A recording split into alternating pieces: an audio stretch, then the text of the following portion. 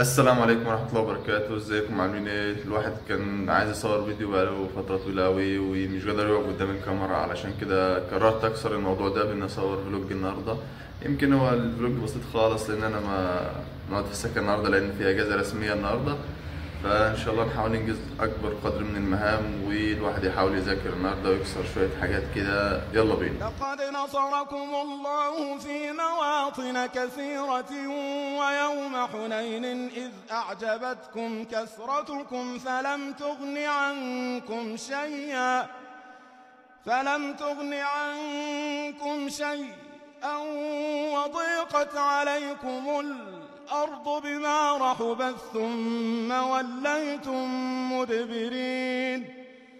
ثم أنزل الله سكينته على رسوله وعلى المؤمنين وأنزل جنودا لم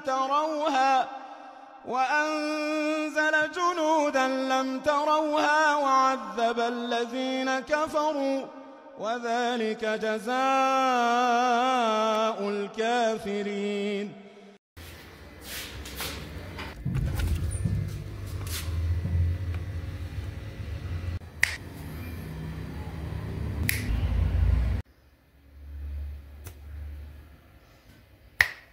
تقول له يا عم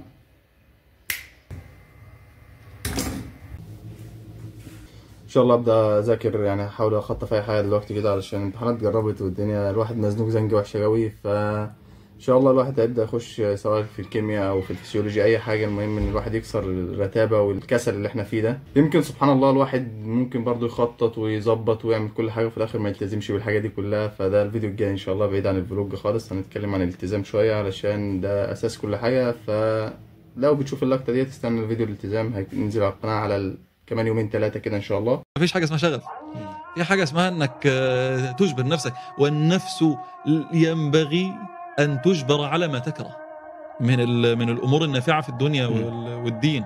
لو ما اكرهتش على الامور النافعه في الدنيا والدين انت هتروح في حتت صعبه يعني. كل واحد لسه مصلي العصر اهوت، والصراحه ذاكرت بتاع سيكشن كده كيمياء ولا حاجه، بس حاجات خفافه يعني. ان شاء الله نحاول نخش شويه في الكيمياء. هيا بينا. انا عارف ان الفلوج بتاع النهارده طبيعي يعني مفيهوش كلام كتير ومفيهوش يمكن رساله من الفيديو، ولكن انا حسيت ان انا بقالي فتره طويله بسوف وبكسل والدنيا ضايعه مني خالص.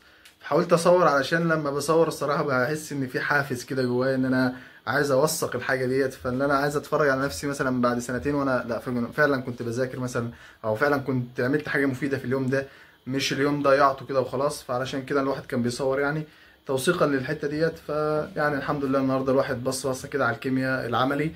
هنبدا بكره ان شاء الله او يمكن بالليل مش بكره. بص مثلا على الفسيولوجي شويه، يعني المغرب هيأذن اهوت، هصلي المغرب وبعد ما اصلي المغرب هروح اظبط العشاء بتاعي والاكل يعني. وبعد كده ان شاء الله اكلم ابويا وامي علشان ما كلمتهمش بقالي يومين. وان شاء الله يعني ممكن اصور وممكن يكون اخر فيديو، يعني ممكن اصور ختام كده رساله في الاخر، او ممكن يكون ده نهايه الفيديو معرفش لسه. فسلام دلوقتي. اساسك يا اسطى وانت لسه واخد الماده الكتاب زين وانا رايح للدكتوره نروح نكلم مصعب النهارده، نكلم دكتور مصعب بروفيسور. لسه مش المفروض كان في موقف